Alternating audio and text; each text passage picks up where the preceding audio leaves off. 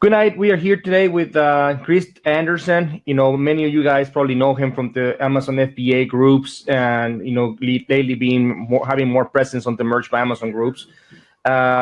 Chris, it's a known seller, Facebook group admin in a couple of groups already, right? Yeah, FBA Master. I have my own group, Superhero Sellers. Yeah, I'm kind of like jack of all trades. I'm all over the place. I mean, and he's probably most known for his arbitrage, training. I mean, this guy, it's not afraid to go and look for a good rat to flip. I mean, of course, he also teaches people how to sell shoes and all that stuff. But in this specific situation, and we're going to talk about all the things he does in FBA, if you guys are interested, of course. But one of the deals, that we've been talking for a couple, of times already. And one issue that we have, and actually I did a survey, with about 30 people answering, in this group and in other groups.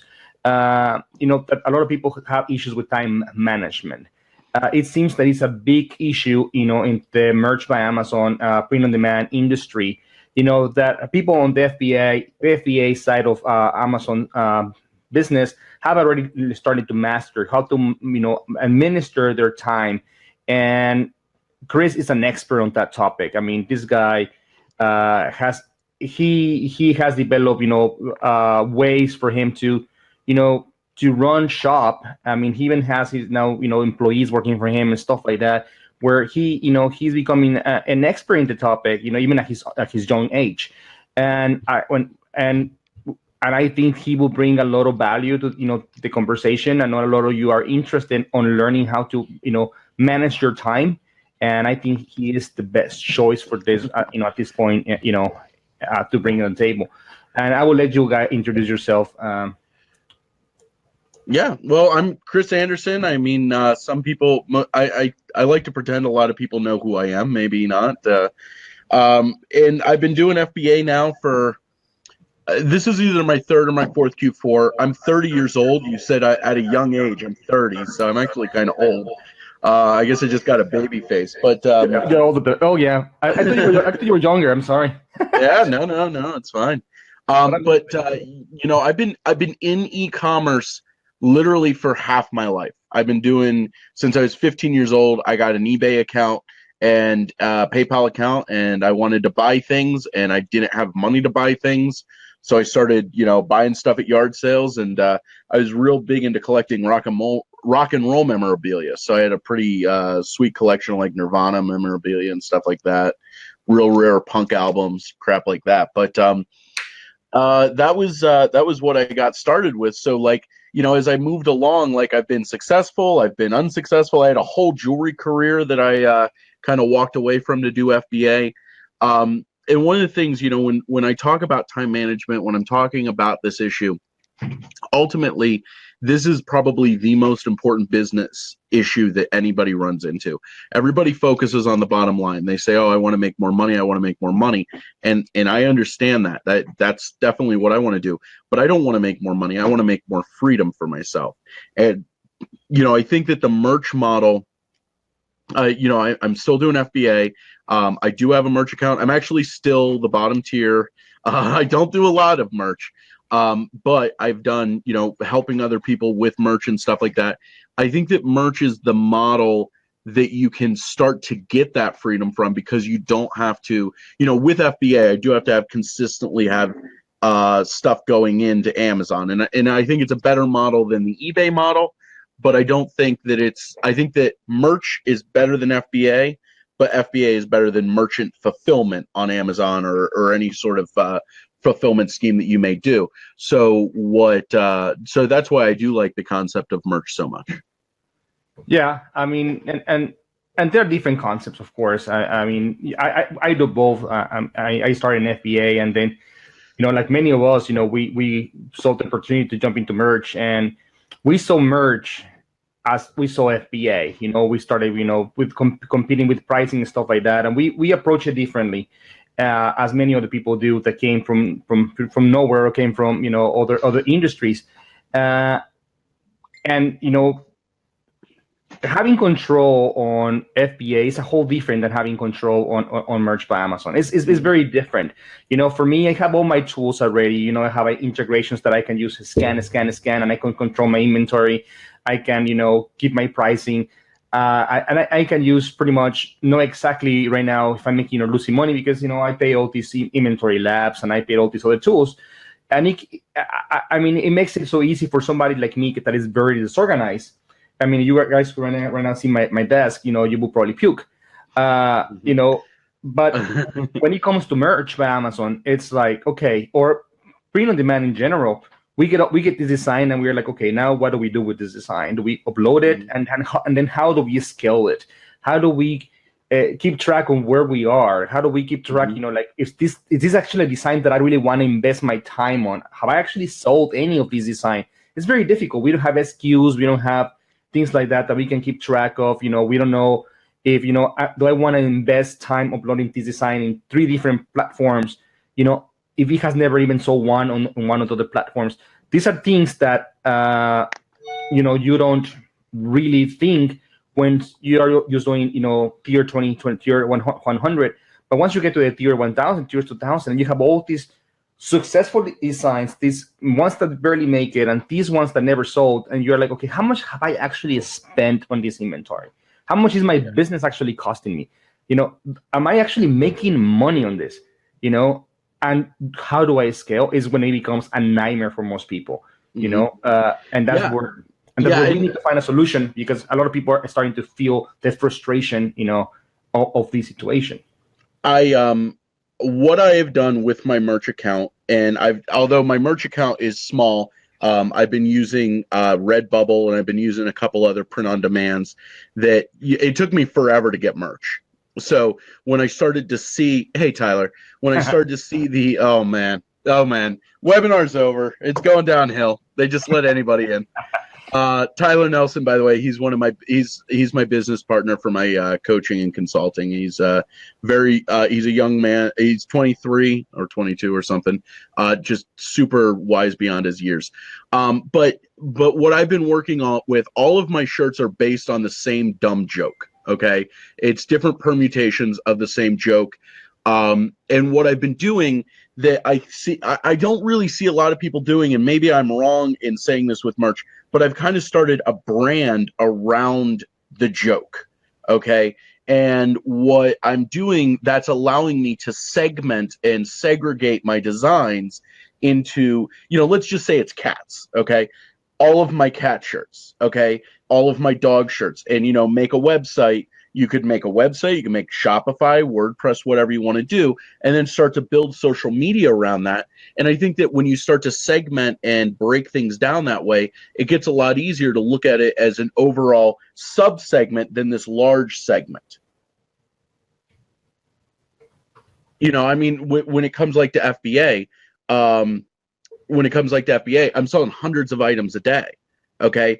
And that's overwhelming. But the thing is that when you break it down, like, oh, well, I'm buying, I sold 300 items today, but 40 of them for Walmart, 50 of them from Kmart, 50 of them from Target. It's not that big when you break it down that way. And breaking it down into that subset of the group is really helping me just with t-shirt designs in general. One of the things that I see a lot of people not doing, and I realize, and this was kind of what I wanted to talk about, with hiring out certain parts of your business, I'm not seeing a lot of people take the next step to build a brand around their their merch items. And when you think about it, I think that, the attraction that people have to like private label is you do this work at the beginning, you front load the work, you do the research, you make the contacts, you design the thing, you get it bought, all that crap. Mm-hmm. And then you're kind of on autopilot a little bit for the rest of the life of the product. For the most part, there's exceptions to that. And merch is kind of the same way. Once you invest the design, the time to do the design, and then you go forward with it, you can do some social media stuff, make an Instagram, make a Pinterest, make a YouTube, make whatever you want to do, and next thing you know, you can kind of put things together. But what you have to do, the way that I organize my work, now Fernando, were you in the military at all? Nah. I was not in the military. No. But I was in ROTC. Okay, so we pretended we were in the military. And what I learned about was the chain of command in the military. So, you have, your generals at the top, you have your privates at the bottom. And what I like to do is organize along the same lines. And using like the example of merch, you can break down the design. So let's say I have 1,000 designs and I want to do social media marketing. I want to do PPC. I want to do a website. I want to do all this stuff. Well, there's no way you could do that for 1,000 t-shirt designs. No, there's no way. No. Okay. No. Let alone design 1,000 t-shirt designs. So what you need to do is you need to break down each part of the equation and then, delegate it out to people. And what I have done is, for instance, I am launching a private label product. This would work just as well for merch as it would for private label. So I think we're private label, regardless if people see it or not.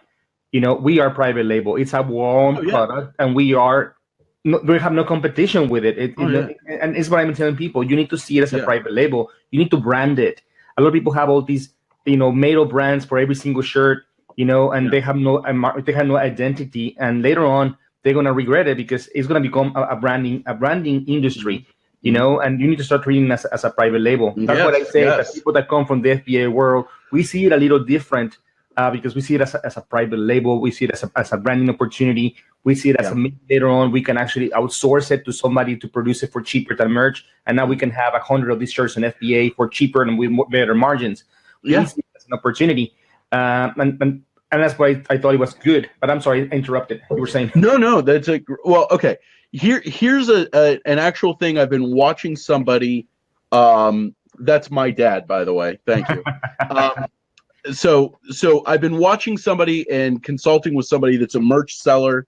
I've been doing this, and I'm doing a private label product right now. So my private label product is in the religious category. Okay. So if let's say you had Bible verse T-shirts, anything religious. Okay. So what I've done for that private label product, and I'm also seeing done in merch, is I hired VAs. I hired a VA to go into Instagram and pull all of the religious hashtags they could find. Okay. Then I wanted the people that were using it and how many followers they had. I wanted a spreadsheet of this.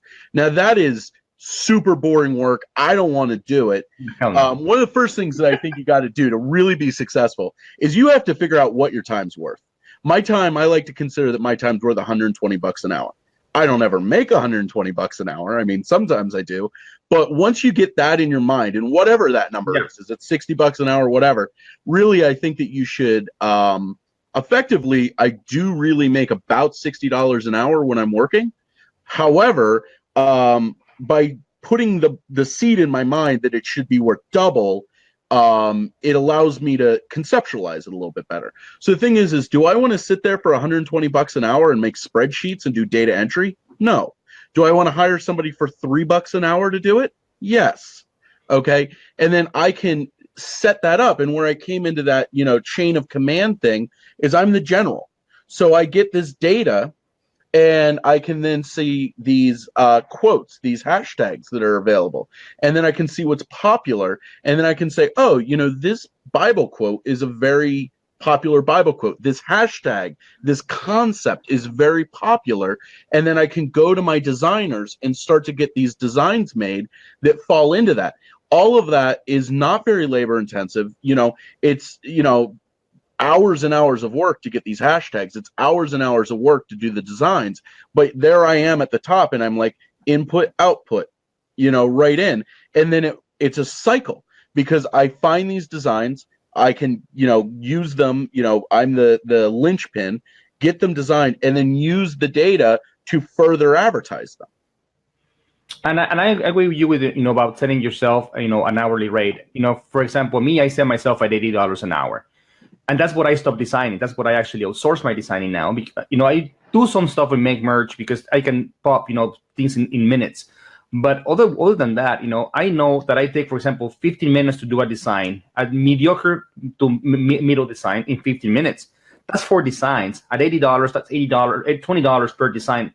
That to me is worthless. I need to get them at least $5 or cheaper. Otherwise, I'm wasting my time, wasting my money, wasting the potential business.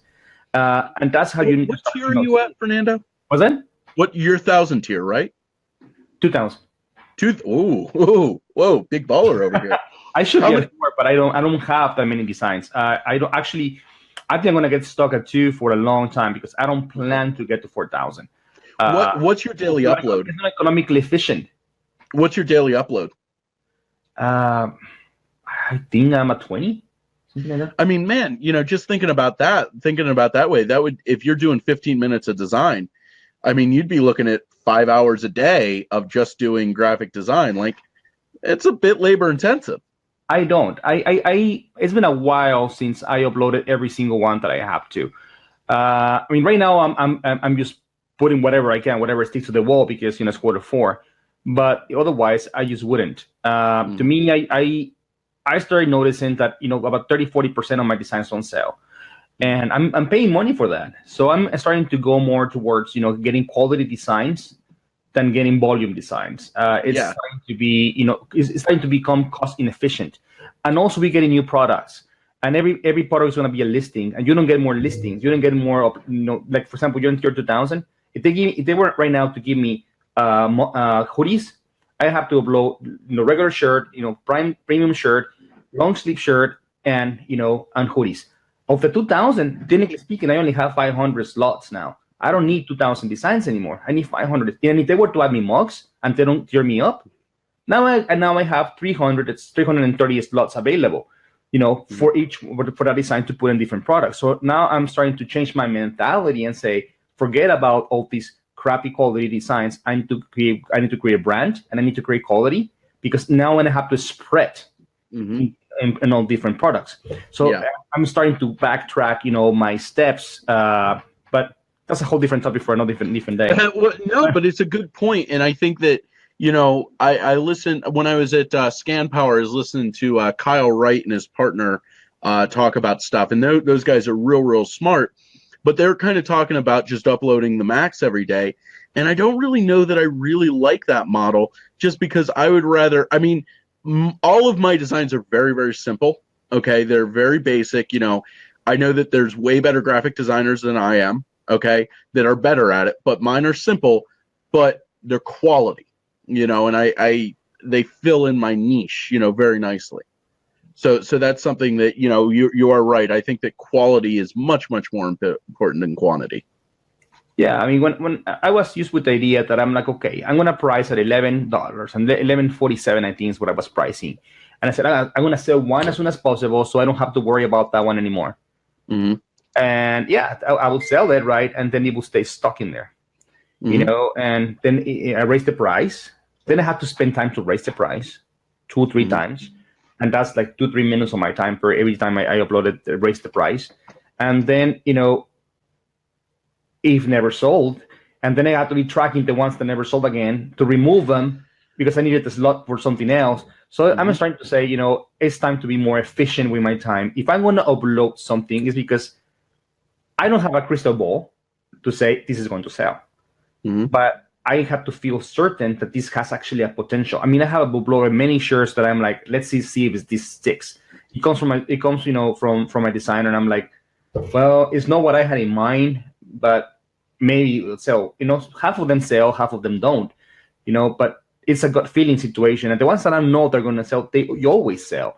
So it's about starting to find ways to maximize your time, and say, what, if I have an hour to upload, do I really want to upload 20 on merch today? Or do I want to upload these 10 on merch today? And then I want to go to different pots where I will have a better chance of this same shirt to sell more times in other pots. And it's about finding that line, where you say, okay, where do I go? Do I go deep or do I go wide? And I'm starting to go wide. We're discussing basic business sense. Yeah. For right now, yeah. Well, so the biggest thing that I see people just really hitting a wall with merch. Okay, so have you ever read the book called The E-Myth? No, never heard of it. No. Okay. It's one of the best business books out there. E-Myth Revisited is the latest edition. There's also, of course, the 4-Hour Work Week. I'm sure you've read that, right? No. No. Okay. Have you ever read a book about business, Fernando? Penny, I actually graduated in business. Okay. So the basic concept is with the 4-Hour Work Week and E-Myth, mostly with E-Myth, is like if you're a great baker, you shouldn't open a bakery. Being a baker is different than owning a bakery. They're very different concepts. So what the thing comes down to, with merch is you don't need to be the best graphic designer. That's one of the big things that I see beginners. They're just like, well, I don't know how to do graphic design. Well, fine, but find somebody that does. That's easy. Or learn how to do it. I mean, I know how to use Photoshop. I watched YouTube videos. It took me like 3 hours to figure out. I mean, I'm not a master at it, but I know how to draw a line. I know how to draw a line and put text on something. But the big thing is that people too often, they want to have too much control over their business, and they're not willing to start to give up little bits of control. Okay. One of the things that I do right now, I have an employee in my warehouse. I'm sitting in a warehouse right now, and I see people, using an FBA analogy or an FBA parallel to this. I see people and they say, well, I don't want to give up, I don't want to have to train somebody to do inventory lab. And I understand that. That's a very difficult thing to do. The person that I have here right now, when she first started working for me, she didn't do any inventory lab. All she did, like literally, I gave her very simple directions that it was like, unload the truck and bring it in and put everything that's like together. A 10-year-old can do that, and she did a great job with it. Then it's, okay, take the stickers off things. Okay, anybody can do that. You have 5 minutes to show them how to do it. And then, okay. What? My daughter burned me a product. Yeah. Okay. And then, okay, this 4 goes in a poly bag. So all of these things are very, very simple, and I'm not really giving up any control, but at the same time, I'm saving myself so much time. And it, going back to social media is something that is a time suck. I mean, if you're having hundreds of shirts or thousands of shirts, okay, you can be running into this problem where, going and promoting your shirts on Pinterest could be a full-time job just doing that. Grabbing Instagram tags could be a full-time job. But Do you need to do that? Like, is that what you need to do? No. But you need to monitor it. So if you can, step back and you don't have to do these things anymore, because really what I see the turning point is with merch, with FBA, and with any business is when you start making decisions that cost you money because you don't have time. Okay? And that's when you need to look at your time and make sure that you're doing what actually needs to be done with your time. And that's a very important question to ask yourself. And it's true. I mean, it's one of those deals. I mean, all this research, all these finding, logic in the process, it can be outsourced. I mean, find me ideas. It can be outsourced. I mean, these are things that you can just tell somebody, okay, find me 100 niches and find me 3 ideas per niche, or and then find me which one is a trending topic right now. I mean, you can actually outsource that for dollars, an hour. And just let me answer this question, Teresa. Yes, I actually been doing that right now. Been spreading my designs in different colors right now, just because in case of the throttling, I given a chance that that, for example, if I have one listing that has 5 colors and it gets throttled, I rather have 5 different listings right now, so probably 3 will get, but the other 2 won't. So I'm giving myself a little chance, but again, I have at least 400 different slots available right now, so I'm just burning them. If those don't sell, and and those ones I can create, I can use up in different tabs, copy paste all the descriptions of the titles, and I can create 5 listings almost at the same time. It would take me to create only one, but you have to have the spacing. Yeah. Well, one of the things that I recommend to people, this is when I was a younger man, I decided that I wanted to be a stand-up comedian. I found out I'm not actually particularly funny. So I didn't do it for very long. But there's a concept in improv, if you ever read books on improv and books on comedy, called if then. Have you ever heard of that? No. Okay. Well, it's shortened for if that is true, then this is true. Okay. And when it comes to like designing things and coming up with ideas, it's a quick way to come up with a lot of ideas really fast. And that's one of the things that I see people sticking on. Okay. They're like, well, I can't think of design ideas. So take like a basic design idea like um, uh, Meowvember. Okay.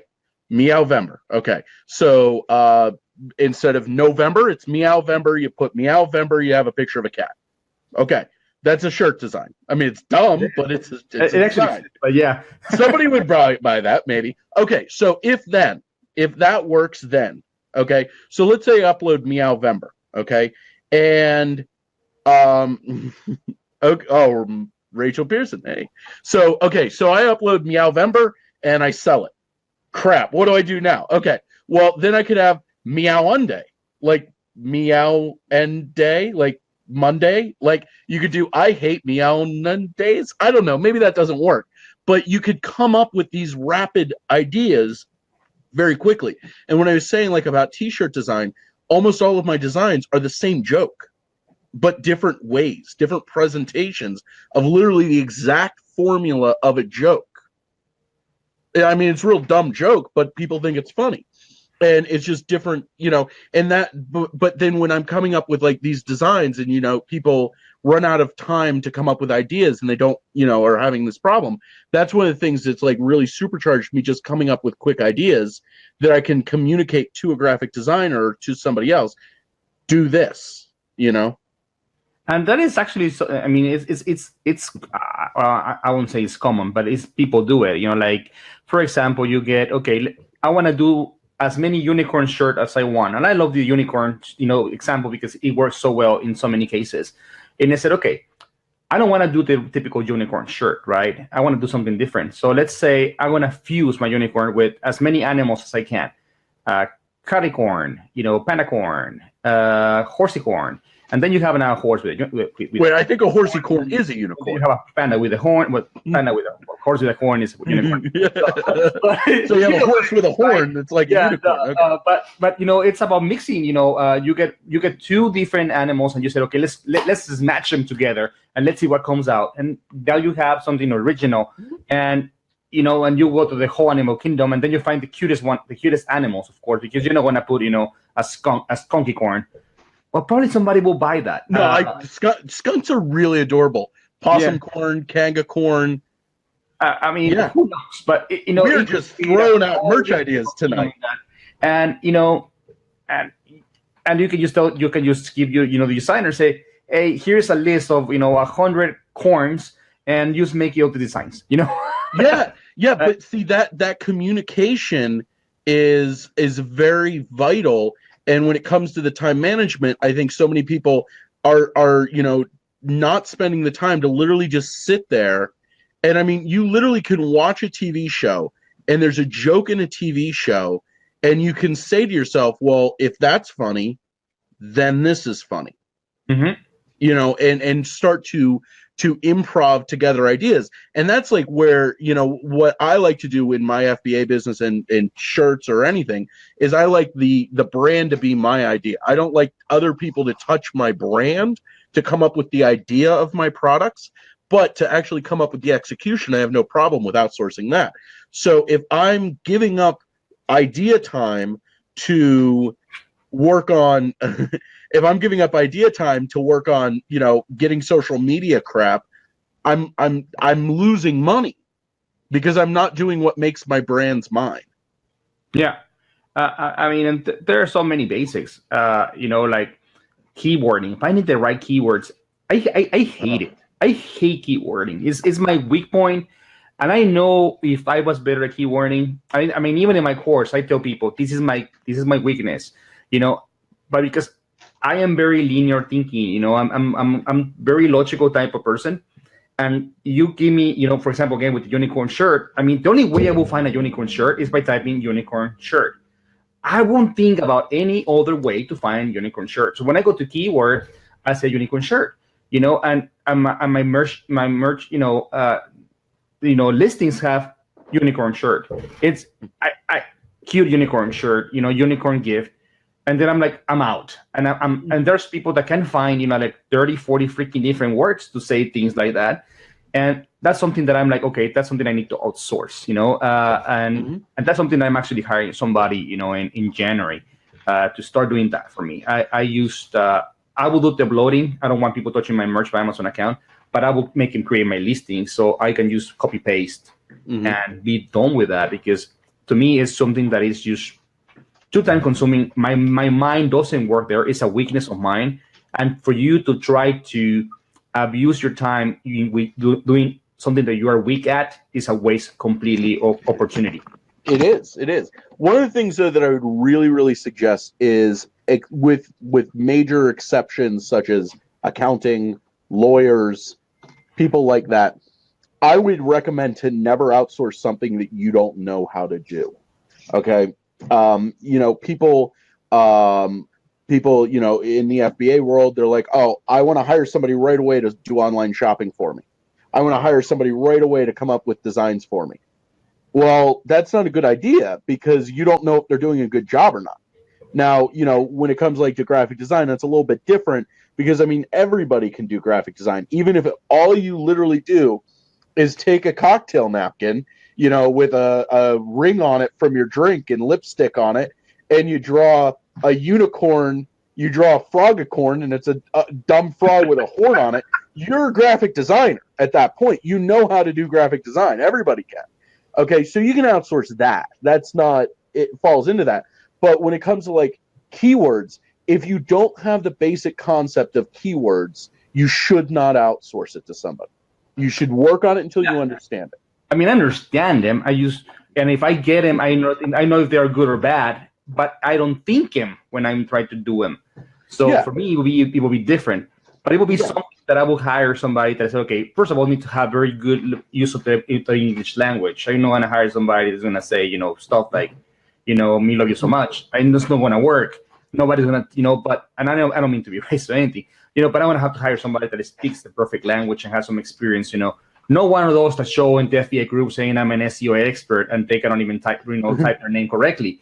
I'm talking about somebody who, probably somebody local, something like that. I don't have to hire them for that many hours, 4 or 5 hours. I would gladly pay, minimum $10 an hour for that, here in the United States, because I need somebody that can communicate in my same, language.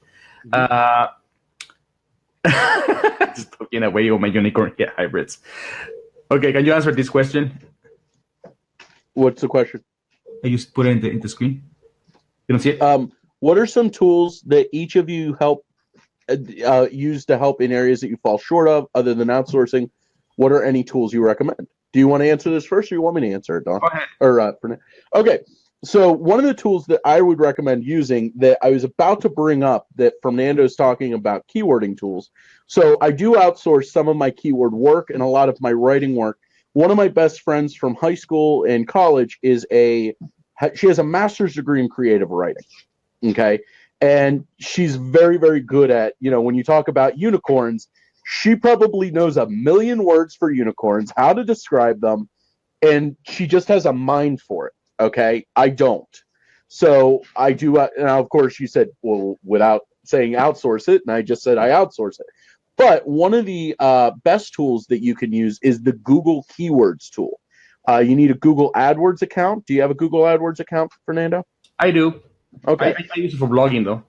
Okay. Do you know the Google Keywords tool? Yes. Okay. You can use that to find keywords on Amazon. Yeah. Mm-hmm. And then you can also look at the Velocity tool and see the trends. That I didn't know. I'm sorry. I could use it for Amazon. I didn't know. Wait, say that again, Fernando? That I could use it for Amazon. I didn't know I could use it for that. But yeah. Oh, absolutely. So you type in, whatever. I don't know, unicorn. Okay. And unicorn shirt, and you're going to get all sorts of results for, somebody that searched unicorn shirt. You can start to see the breakdown of what they actually searched, the similar search terms. So you can go into the broad or the narrow search terms. We could almost make a video just about doing that. So you'd start to see, funny unicorn shirt, realistic unicorn shirt. Not only can you use that to get keywords, but you can use that to get ideas. Because you could also see real quick, this was I will literally tell you exactly how I've used this before in a business decision. I used to be a jeweler. I used to sell titanium engagement rings. If you go into the Google Keywords tool and you type in titanium engagement ring, it will then give you suggestions as to what the most popular terms are to come up. So I actually used that to make a decision on what gemstones to carry, because I saw, oh, diamonds are very popular. Well, I was already selling diamonds. Sapphires are very popular. But then I started to see like peridot, okay, and yellow sapphires and citrine and like gems I had never really considered carrying. And I started to grab those out of the keyword tool and use those to make decisions like, oh, well, you know, if 100,000 people a month are searching titanium engagement ring, but also 10,000 are searching peridot titanium engagement ring, and nobody's selling that, I can then focus on that and start to sell that. And I use that to make a lot of money when I sold jewelry. That's actually smart. I actually used Reddit, and I go looking for dumb posts. I go to the funny section on Reddit, and I just start looking for the titles of the topics, and I start looking okay, what something people post, the dumbest topics that they post. I find gems. I find things that can become a shirt. Phrases. Like I use P on my boss's desk. Okay, if that probably wouldn't use that shirt, but it gives me an idea to say, okay, boss's desk, people are upset about with their bosses. I can probably create something around that. So I write, something to complain about your boss. And so I start getting ideas, and then I work around them. And you have to start looking at different places to find stuff to do. Oh, can I go back also and answer the question about Yes. about tools I use? I use software. It is by Adobe. It's called Lightroom. Have you ever used it? No, I have it. I never used it. Okay. It's really good for organizing photos or graphics. Okay. So you can organize graphics that you're not using, maybe for later upload or whatever it is that you want to do. I use that a lot. You can also like visualize stuff. Like Lightroom is really, really good. You can also use Picasa to do the same thing. Picasa is free. Lightroom is not. Picasa, you can break down folders and stuff like that. I also like Picasa because it's mobile. You can take it with you. Lightroom, you cannot unless you carry a laptop with you everywhere, which I happen to do anyway. So that's another tool I use. The AdWords tool is really good to come up with tags and so on. And come up with ideas. The Reddit idea is excellent. Honestly, what this is going to sound really funny. I go when it comes down to the jokes that I come up with when I'm talking about T-shirt designs. I go search in Facebook shitpost, like in the title, and you'll see like it's a thing on Facebook where people just post these weird, funny things, and it's just thousands of memes posted a day. And you can go there, and I've come up with a lot of really good ideas. And I mean, they're not trademarked, they're not copied. Well, if they are, there's something you can, extract from it. One was posted just today that was a SpongeBob SquarePants image, which I can't use, of course. But SpongeBob SquarePants doesn't need to be in it for the joke to be funny. Yeah. Okay, so that's a good way to come up with ideas. As far as other tools I use a software called Follow Adder for Instagram. I believe it also has, it's a black hat software, so use at your own risk. I think I have it. Okay. There's Pin Adder is another one that I've used before, to kind of automate that. And honestly, a crap load of spreadsheets. Just spreadsheet. I also use software called Airtable. Okay, that's a really good one. It allows you to make more visualized spreadsheets than you really can with Excel or Docs. And then you can use Slack. Slack is real good for communication. And I don't use it a lot in my FBA. I don't use it at all in my FBA business, but in my information business, I use it quite a bit. Yeah, it's good to communicate with people, outside. I actually use the Slack, not on my Amazon business, but I use it to communicate with suppliers and stuff like that. Yeah. It's very good because it can be mobile and computer to computer. It keeps track of all the files that are being sent. They're actually very reachable. I actually like it a lot. And the memes, you're right. I actually have a whole section, in my course where we actually talk about making designs out of memes. There's gold on those memes that that you can actually become a shirt that you use dumb phrase that could sell very well. You were saying? Oh, I just another real quick thing about Slack that makes it very nice. If you're not familiar with it, is that you can communicate within Slack. You can have an overall project, Chris's merch account, but then I can divide it, and I can have my graphic designers on one side, and then my uploaders over here, and my social media people up over there, and they don't communicate at all. So that allows me to really, again, be the cog of the whole thing, the beginning, the center of it. So it allows, a lot of, sometimes people, they have this concern like, oh, if I have a graphic designer, they're going to steal my ideas and start their own merch account and everything. Well, this allows you to not worry about that, because the graphic designer only knows, for some reason, I'm making a graphic this size to, and all that stuff. They don't need to know what you're doing. Yeah, and it's like having a small forum inside, an application. You can divide it in different ones. Let me answer this question, Brandon. Actually, I just learned about a couple of weeks ago, that descriptions are important on merch. In a way, like, for example, right now it's going to be Black Friday, and it's expected that most of the sales are going to be done through mobile. When people search, in Amazon, the description is going to show, but then no keywords, nothing at all. It's going to show actual description of the product. You have a blank, it's going to show blank. So it's actually becoming relevant. We should start doing the descriptions, on Merch by Amazon. Also on Google, the description is what is shown. So, like right now you find your search, you look for your shirt on Google, and it has been indexed. It's going to show, and it's not going to show absolutely nothing in the description because they're blank. So I am actually little by little adding descriptions to my uploads. I'm not going to go back and fix everything I have. It's going to take me forever. But every now that I'm uploading, I am actually I'm just copy pasting pretty much my keywords, into my description. But at least it will show something there. Sorry, I just wanted to answer that question. No, I think that's descriptions are. I don't know. I'm come from doing SEO and doing Amazon affiliate sites, and I trust your judgment on it a lot more than I trust my own. But I do think that it is important to have something there, even if you just repeat your title. Yeah, you have to have something now. It wasn't.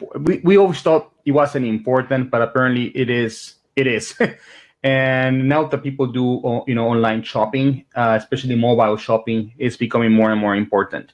It's going to show blank, and it's going to be a bad business experience for people that go and look for your product. They have no description. They're going to move on, and they're just not going to shop because Amazon is adding absolutely nothing to the description portion of the product. That is your responsibility. So let's keep going. Time management. How can we improve this business? Well, one of the things that is very helpful in my business, I just had to do something where I had somebody go through. I have gift cards in an account, in my Raise account, and I had. Turns out that I had thousands of dollars in gift cards in my Raise account. A lot of them were under $10. They were just, I'd go to Kohl's, I'd have a few bucks left, I'd forget about it, it'd stay in my Raise account. And one of the most effective things that I do is I make a YouTube video where I use Zoom, which I believe you can use a proponent of that for free, and you can record your screen with it.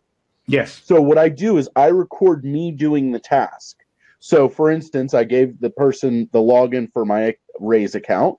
I made a spreadsheet and I said, okay, I'm going to copy and paste, this number here to this column, this number to this column, and then I'm going to go to this site and I'm going to copy and paste this number into here. And I showed them everything so that there's no I'm standing there showing them how to do it. They forget how to do it and they have to call me. They watch the video again. And they know exactly how I need it done. Okay. And that is very, very important. When I'm doing this stuff with merch, I have these in my Slack. I keep them as private videos on YouTube. And, if somebody, hey, I want you to search this term, and I show them an example of exactly what I want to do. And that way I never have to, there's no question. You can watch it over and over again. I don't care. I told you that's the reason you should be here, because I would have never thought of that. Yes. Also, real quick, if you have crap employees and they call you and they say, well, I can't figure it out.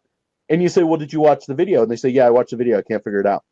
You can say, give me a second. And you can pull up your YouTube video. View count. Why is the view count 1 and I watched it once? Or why is the view count still 0? Because clearly you did not watch that. But no, I mean, that's not actually a thing. But, well, I mean, it is definitely a thing. It's not something that's happened to me. But I did realize that you could do that. But yeah, so that's the kind of thing, that little trick there. But also at the same time, doing those videos, you can kind of go back and watch it yourself too. I mean, I'm not above admitting that I totally forget how to do things all the time. Actually, you'll be surprised. It was because of these videos that I've been making that I learned that I speak in circles, and I've been trying to cut that myself. Oh, yeah. I was making the recordings for my course. They were too darn long. I was going in circles, and I've been little by little cutting them to where I was speaking for 30 minutes. I was like, man, I could probably make it in 15. So when you do your process, record yourself, and you will start seeing, for example, that you are doing Photoshop. You will probably start seeing that you spend too much time using specific areas of your Photoshop that you probably shouldn't even be touching, because you probably don't need them.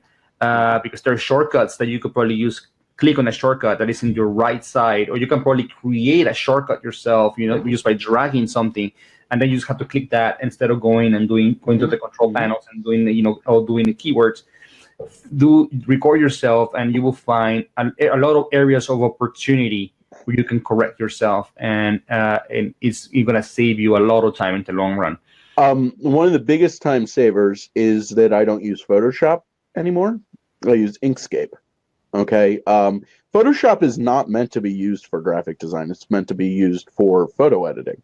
Yeah. I mean, it'll do graphic design. That's, Illustrator is actually what you should be using if you're going to do an Adobe product.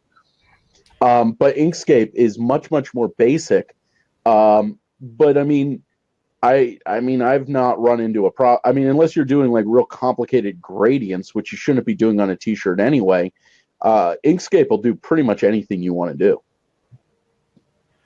Because I have Inkscape. I paid it. I think it was $50, something like that, for lifetime membership.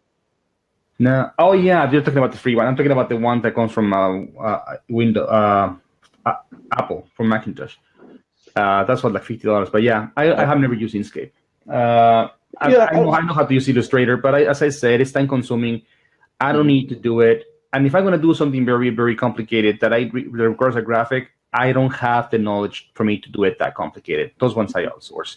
Yeah. It will take me 2-3 hours to do something, when I can just pay $15, $20 for a very good design. And that is if I'm going to run Facebook ads and I'm going to do a lot of stuff with it. Yeah. If I'm going to invest heavy on it, and then I will do stuff like that. One of the biggest tips just in general that I'll give about any business, whether it's merch or anything, is to just do something. Just do something. Too many people, they get into analysis paralysis. They're like, oh, well, before I do any uploading, I have to learn Photoshop. And then they never learn Photoshop. And like, no, it's like I said, it's not going to be great, but you can make t-shirts that are just text. You can make t-shirts that you do in MS Paint. Okay. It's entirely possible. I've never done it, but you could do it. Okay. You can do it in PowerPoint though. You do it. You know what? You could do it in PowerPoint, but there's apps out there. Chris Green's posted a ton of them. I don't know any of them off the top of my head. You can let you use graphic design on your phone. I have a Samsung Galaxy Note 4. It's got a stylus in it and everything. I mean, I could design a shirt on my phone, and even if the action's not good or not the right action, to just do some action and just bump yourself in the right direction. You know, the hardest step's the first step. I agree.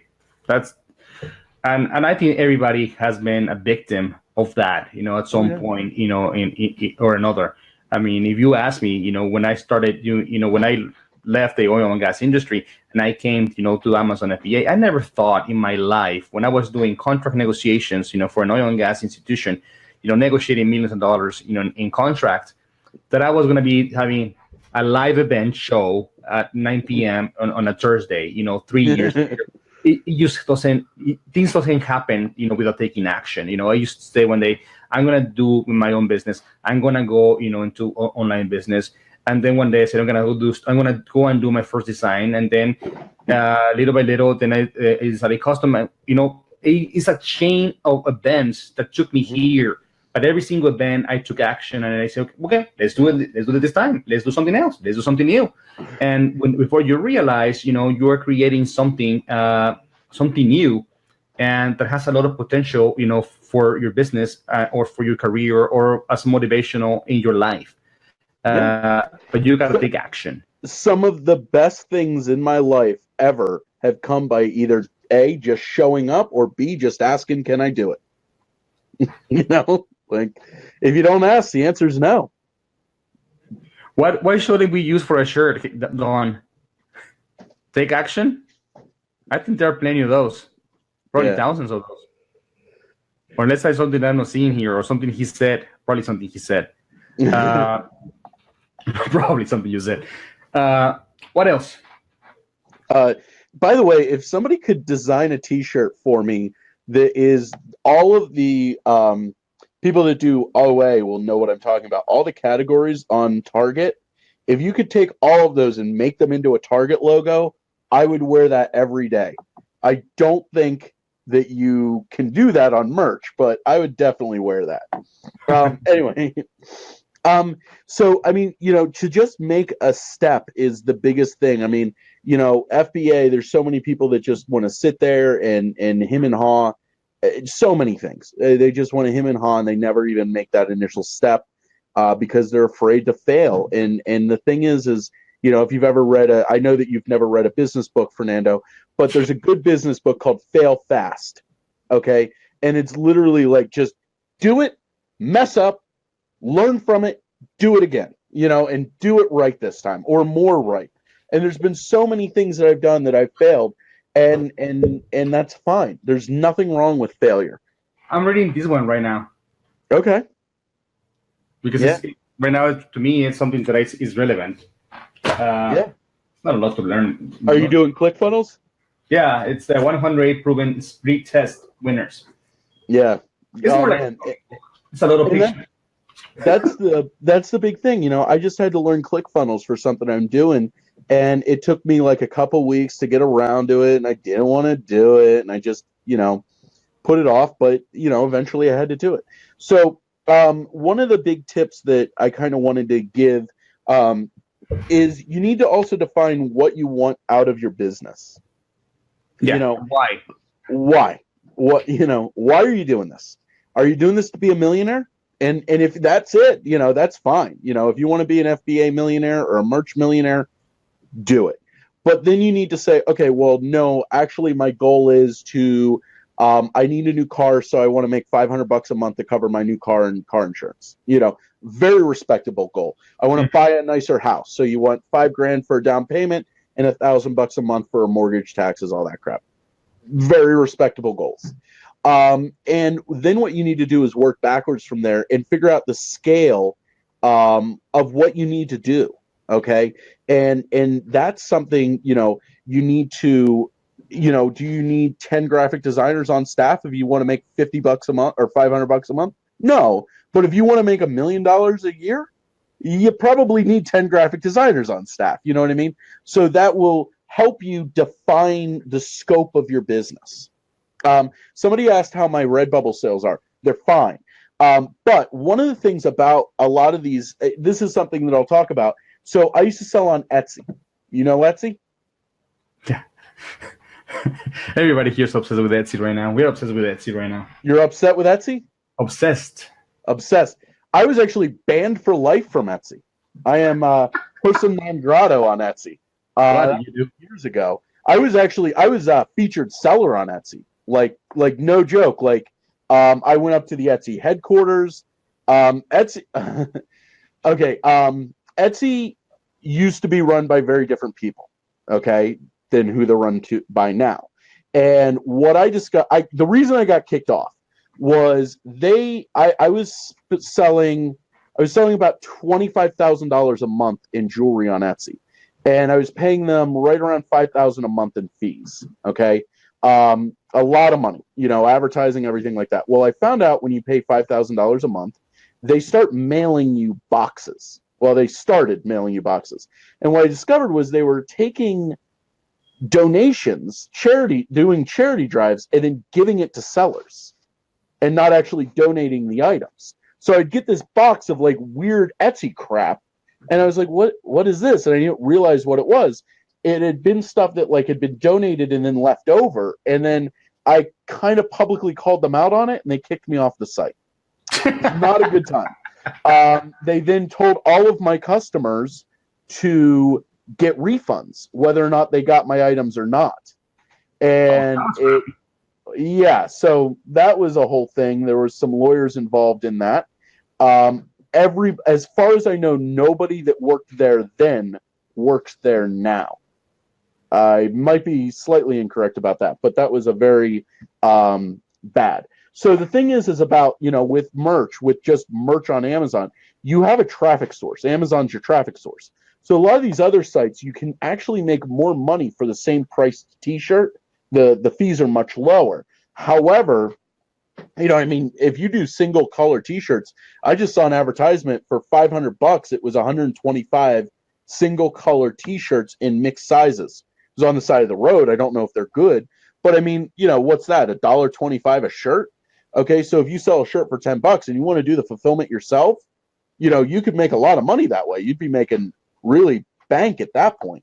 But what I do is I drive my own traffic to my listings, whether it's on Etsy. Well, the reason I brought up Etsy was when I got kicked off Etsy, I had my own website, and my website was not getting its own traffic, because with Etsy, people would search for handmade ring and they'd get it. Well, what I had to do was then get really good at social media traffic real fast.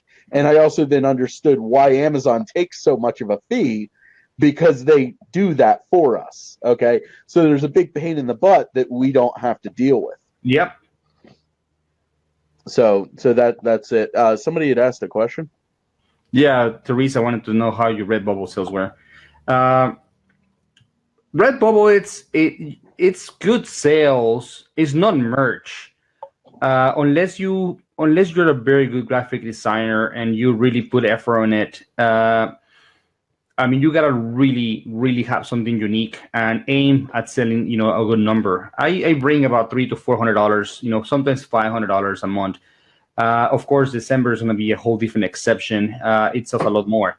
But it's a place that if you have the mentality that income streams add up, you definitely need to be in Redbubble. Even if it's $100 to $300 to $400 a month. You add it to the $2,000 you get in merch, and you add it to the $1,000 you get here and the $1,000 you get there. It adds up, and it creates, that income that you're aiming at. And it also helps you then when if you were to lose one account, you are protected by having different accounts everywhere. So even if it's used for that to have a safety net, I would do Redbubble. It will give you at least one income stream, even if it's not as powerful as merch. It is still an income stream. Well, if your major time suck, if your major thing that you're dedicating your time into is the graphic design, it's not very difficult to go from the different sites, whether you're using, Zazzle, any of those sites that you do. It's very easy to slap them from one site to another, and instead of just having one merch site or one merch shirt, you can have one merch shirt, a Redbubble, and all the other sites that are available. That's the reason, instead of just selling on Amazon, you also sell on Jet, on Walmart, and so on, because the same inventory sells just as well. Yeah. Can you answer the question from Dawn? What's the question? what would you consider a good first step to take to scale up? I'm speaking specifically about merch. Right now, I'm doing everything myself and selling approximately 12 to 1,500 a month. I would like to scale, but don't know what I should do first. 12 to 15, making or spending? I'm selling. Yeah, selling. Okay, well, the first thing I would do is, I guess it kind of depends on where she is with, her tier. Okay, definitely, if you have quality product and you have good, let's assume that Dawn has good product. The first thing that I would do is I would start social media. I think that Facebook organic targeting is almost dead. There's almost nothing you can do there unless you like buy a group or something like that. However, with doing Instagram, you could start to upload your shirt designs to Instagram with let's say your shirt designs are all funny. Okay, so you could have a graphic designer. One of the pieces of software I use a lot is called Canva. Okay, and the reason I love Canva is they have these pre-made social media posts, and you can just put like dumb quotes on them. So when I'm talking about like private label products, I have a religious private label product, and I can take the Bible quotes and just put them on these different backgrounds. Okay, and it's very easy for me to have 200 of these quotes in like the course of a couple hours. I usually just do it myself. I think it's just so easy to do. So if I go through and if I go through real quick and upload those, I can start an Instagram account and then have people start to follow me. So I could use, say, follow adder or manually start following people on Instagram. And I have an Instagram account that has like 7,500 followers on it that are literally nothing but Bible quotes that I threw together with Canva, and then links to I haven't launched a private label product yet. As soon as I launch a private label product, it'll be there. But I will, if I had religious t-shirts or funny t-shirts, okay, if all of my t-shirts were funny, I could link to that. If I had an affiliate for funny things, you know what I mean? Like you could do an Amazon Associates account and then, post funny jokes, like literally comedians' jokes all day, every day. And then, hey, here's a link to the autobiography of Steve Martin. Here's a link to this video that's a Judah Freelander stand-up set, and so on and so forth. And you could start not only having the merch money from your t-shirts if you make funny t-shirts, but then also affiliate accounts and stuff like that. And all that stuff's very easy. You can set that up in Hootsuite yourself very easily, or have somebody else do it for you. I mean, I'm going to add to that. When one of the big mistakes, Dawn, that we have, and I am Dawn because she asked a question, that we have is that when we start, into the Merch by Amazon business, we go into certain groups and we are told to follow, what other people are selling. And then before we realize, we have 30 niches in our product lines. And, and when we want to get into social media, we are not niched, and it's very difficult to create a following. You want to be targeting so many different ones. So you need to pick, one or two of those and create a Facebook page or create an Instagram account that focuses on that. Like if you want to be focused, for example, on dogs, create an Instagram that is about dogs. Start making an audience to follow you because of your dogs. And then start showing them your dog shirts and start showing them stuff like that, our hoodies or whatever. You cannot create an audience broad. Said, hey, I'm going to show you whatever I feel like showing you today. That was my mistake. My very first Instagram account, and it was that. It was like, whichever shirt I designed, I was sticking in there. Guess what? I never grew my audience because everybody was like, what the heck is this guy focusing on? It's like, is he talking about unicorns, or is he talking about race cars, or is he talking about courses? What is he talking about? So my followers unfollow me, right after I posted something else, because if they follow me because they found this unicorn shirt very cute, and next week I had a go-kart, and they're like, this doesn't appeal to us. I need to understand that. I was wasting my time. Then I made the huge mistake of buying audience, saying, okay, yeah, I buy audience. I created an audience that was completely useless, find which one is your best niche. Where is your strength in niches? If it's dogs, create a Facebook page for dogs. If it's unicorns, create a Facebook page for unicorns or an Instagram for unicorns. And then if that is where your passion is, because you need to look real. You need to feel like, like you actually mean it. Like people need to trust you before you can even sell them something. It's a lot of mistakes you see in many, groups or many Facebook pages that, they barely make their first post and they're like, and by the way, I want to sell you something. Guess what? People say, I'm going to go to another group. This guy only cares about my money. This guy only cares about that. When the influencer, in this case, you create an Instagram account, you become the influencer in that topic. And when you create the trust for them to say, I will throw my money at this guy to whatever he's selling me because he gives me happiness. Your posts are bringing them happiness every day. They follow you. They're willing to pay you money. So you need to start looking into that. Everybody that is in this business, even in private level, need to become influencers on some level or another. Even influencers. Yes. No, very, very, very much yes. And like that's the thing. I think that what's more important than the design is the niche. Okay, I think that too many people, they start with just designs. They're throwing out designs and designs and designs, and it's just whatever. I start with the niche, and I go from there. And one of the things about it, Don, is you can have multiple niches. That's not a problem. If you have 1,000 shirts up, you have 500 outdoor shirts, 500 cat shirts, 500 whatever. Okay. But if you do, sewing shirts, let's say you did that, and start building an Instagram account where you just have, quotes about sewing patterns, sewing things. I don't know anything about sewing. I don't know why that popped into my head, but you probably have merch. But the thing is that you can, that account, that Instagram account is worth more to you than even merch. Because like I said, with the religious shirts or the religious stuff that I'm doing for my private label product, if I have religious shirts, I don't really, but I should put them together. If I had religious shirts, I could start pumping them out. And then, of course, because I control the traffic, there's no need for me to print my merch shirts because they're not really the best percentage. You'd have to look at what is a better percentage. I could then have, religious coffee mugs, religious, anything I want. And then, do affiliate stuff. I could affiliate religious products off Amazon and so on. Same with any niche. Outdoor stuff, pictures of trees on a shirt, pictures of trees on Instagram. And next thing you know, you have a valuable Instagram. The number one thing that people want is a sense of community. Okay, if that wasn't true, Facebook wouldn't be the number one website in the world. Okay, because that's what Facebook is.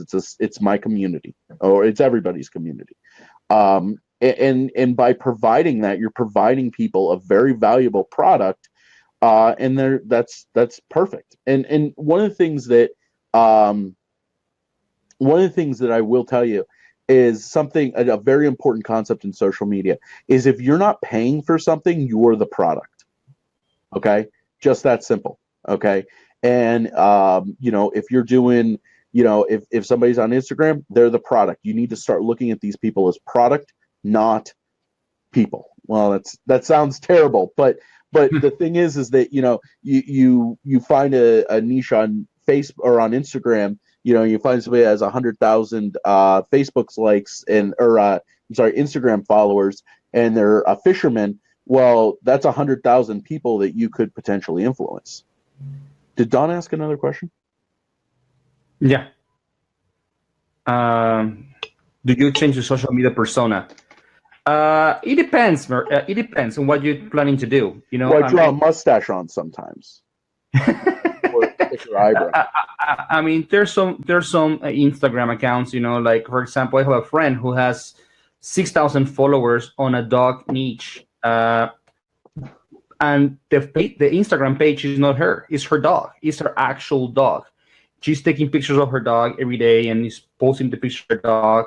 So the dog is the actual persona in that Instagram account, and she sells T-shirts, and dog sweaters and dog collars and stuff like that her dog wears, and so you don't have to be you. I mean, it can be, a made up character, a comedian, a routine or whatever.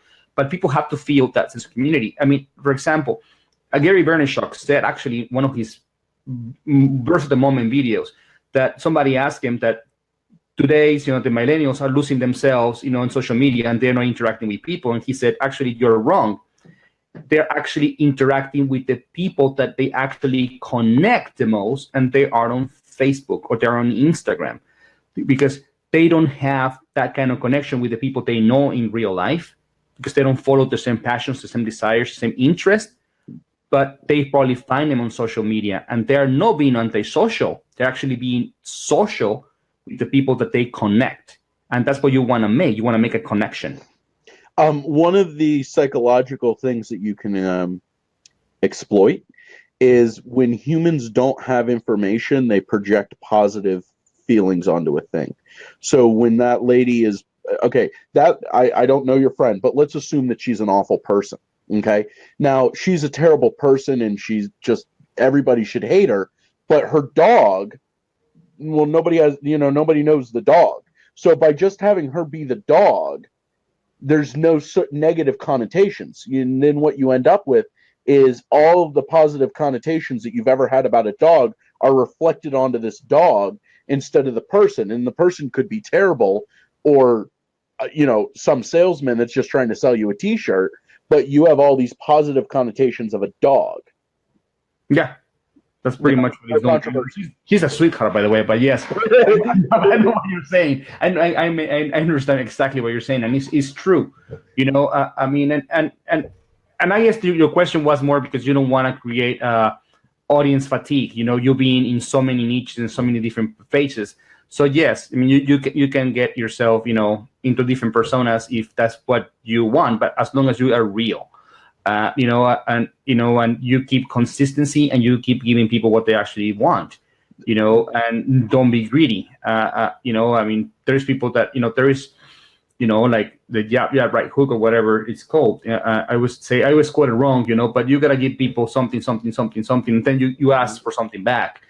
You cannot be asking and giving. And it's what happens in so many groups and so many other, deals.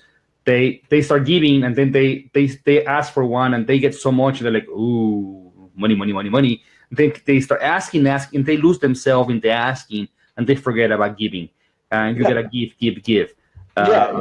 And that's also like an important thing because if your end goal is to always just sell merch, that's great.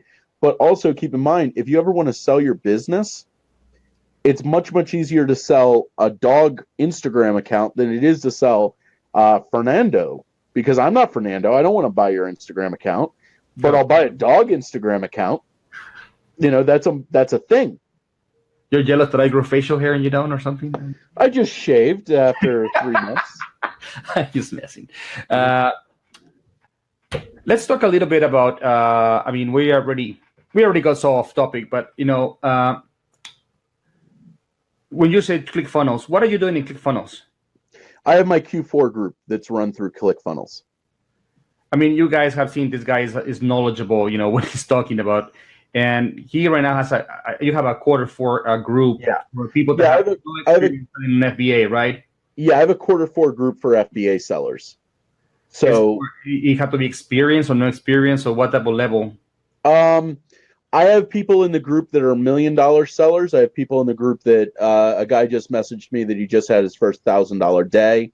I have people that are, in it for a couple months, all the way up to people that have been in it longer than I have, 5 years and so on. So it's kind of all over the place with experience, but everybody seems to be learning something. One of the important things I think that makes me good at anything, this sounds really egotistical to say, but one of the things that I think makes me good at everything that I do is that I've done a lot of things. I've had a lot of jobs. I went to college for mechanical engineering.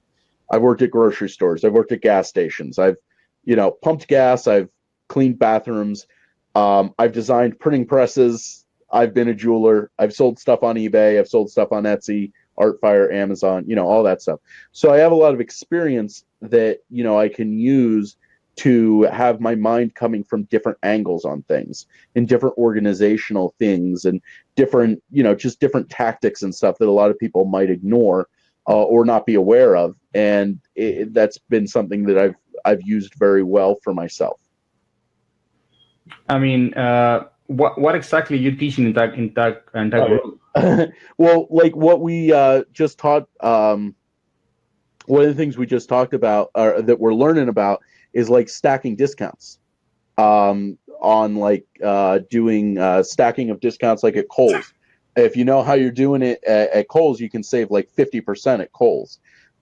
Stuff like that. How money kind of works with FBA and ways to increase and improve your cash flow. Stuff like that. So, some of it's real basic stuff. I just did a video a few days ago on making box contents, which is like a pretty basic thing, all the way up to doing stuff like varying your inventory certain ways so that you get better and more consistent sales and that kind of stuff. And Yeah. I'm 30, but my parents, my dad was in here earlier. I kind of grew up broke. Well, my parents didn't have a lot of money, and I was like growing up, I wanted to have a cell phone. This was not the age where your parents bought you a cell phone. I wanted to have a cell phone, so I had to get together $200 to get a cell phone. I was mowing lawns. I wanted a computer. I had to buy it. I wanted a laptop. I had to buy it.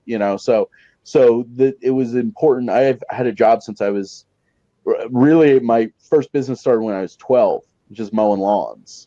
So I had a flea market lot when I was 13, so I know what it is. Yeah. I have always thought about making my own money. I went. It was a weakness when I went to work for corporate. Yeah. I mean, I've had jobs recently. The last time I had a job was like 3 years ago, and I was working for a company called Assurian. They're the second largest warranty company in the country. I've worked different times for various reasons. Sometimes I just wanted to have a job and kind of de-stress from, being in business can be extremely stressful. I left a whole business that was very successful just because I didn't like it anymore. So it can be very very stressful. Yeah, I used to love my job, but it wasn't for me. I think highly of me, and I always had bosses that were not smart, and I would tell them in their face, and it didn't work out very well most of the time. So yeah. So let me get. What were you going to say, Fernando? No, but I mean, I know we didn't. I know this wasn't meant for us to talk about your group, but since we talked about it, I just wanted to close that deal. And I'm sorry, but probably some people. We had 40 people watching. So it's obviously people are interested in what you're saying. So I wanted just to say, if they wanted to learn more from you before we lose, and we can continue going, for as long as people keep asking questions. I don't mind, 30, 40 minutes more. I don't mind it as long as you don't mind. I'm about to give actionable tips. I made a list. Yeah. So where can they find, your what I'm doing? I have a ClickFunnels. If somebody wants information, I can give you a link to the ClickFunnels. I'll share it right now. I'll send it to you, Fernando. And you're welcome to sign up for it. It's $399. I'm actually closing out the early bird special tomorrow at midnight. So if somebody's interested in joining and they want to, kind of take their FBA Q4 to the next level, this is definitely the way to do it, in my opinion. And it's a lot of education. A lot of people this is my second year of doing the Q4, by the way. Last year's group was went real well. So I've relaunched it. And, so if you want information on it, I'm sending you the link right now, Fernando. So you can just share that. I'll make a post in the group later on today. Okay. Yeah. So if that's what you want, it's a lot of very actionable tips, so that I'm able to help people that way, but also a lot of, bolos and leads and concepts that a lot of people are kind of overlooking. Because, everybody for Q4, they're always about the toys. I'm not a big fan of selling the sexy items. Toys are sexy. But, items, I don't want to give anything away, but there's a lot of items that are very good for FBA that are not toys, and you can make a what? I'm a toy set. I mean, it's Uh, that's how I started. I mean, I kind of honestly, I hate selling toys. I like toys. I know. I hate toys because they're big and they're bulky and they're expensive to ship. Tell me about it. I use Shipped. I mean, you probably saw a bunch of my toppings, postings bitching about it. I had to make so many Frankenstein boxes this week to ship those Imaginext toys that it wasn't funny. So much money wasted. The good thing is each one of those Imaginext I'm going to sell for $90, and I pay $20 for them. So I have margin. But yeah, I mean, of course, here's I'm looking at a thing with the exact same margin. I paid $3 for it. I'm going to sell it for a little over $20, and I don't have to make a Frankenbox out of it, and it's not a toy. So, I have some stuff that I sent to SDF8. You probably will know that one. Where is that? That's Dallas. That's Texas, right? No, it's Indiana. Oh, okay. It's the apparel and wearable warehouse. Well, I do a lot of bras, but almost all my bras go to AVP. I never go there. I go to for my apparel. I go to SDF8 on 3, on 6, ABE3. If you guys ever, if you want to know, I have about 500 bras right now sitting in my warehouse. I know you shared me the video on how to do that. I went to Kohl's. I mean, literally, I went to Kohl's last weekend, and I turned around. I just couldn't start looking at bras. My wife just told me she's gonna go with me this weekend and start looking at it. She's like, "I'll go and shop for you." I said, "Please." It was embarrassing. It takes personality to do it. It does. Here's what I would say. I think it's probably awkward to buy one bra. That's probably kind of awkward. But when you just buy 50 of them, they know you're up to something.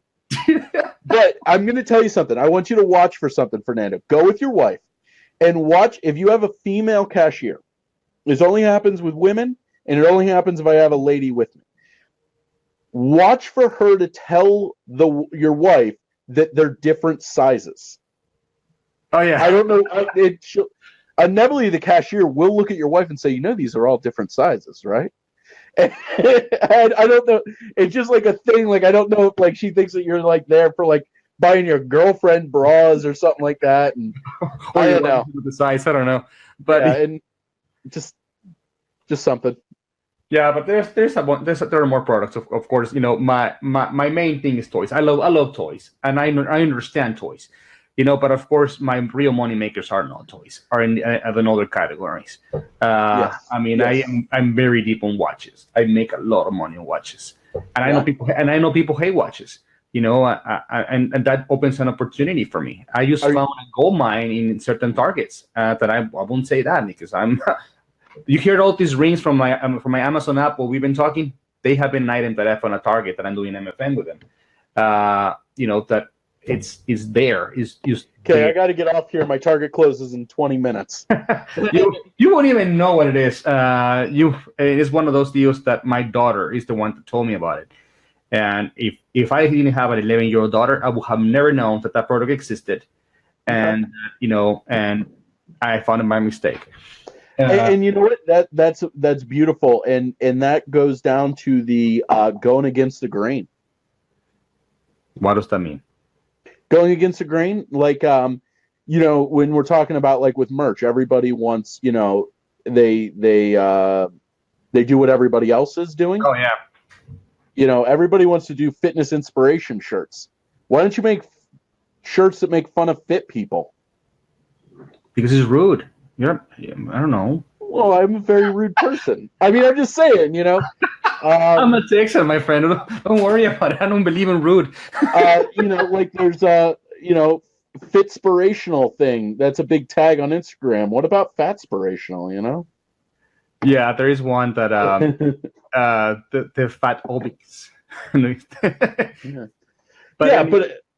But I mean, you can be playful with things. That's what I'm saying. You can, instead of being where everybody else is, everybody wants to do hashtag shirts, everybody wants to do meme shirts.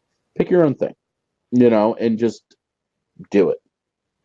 Yeah, I mean, well, and anybody wants to join, learn more about quarter four as a group is closing tomorrow, and let's go back to your actionable items. Actionable items. Okay, first actionable item: break down your entire process from beginning to end, every step. Okay, there's I don't remember what class. Oh, I took a class one time in college. I went to college for mechanical engineering. I took a class on writing instruction manuals. I don't know why.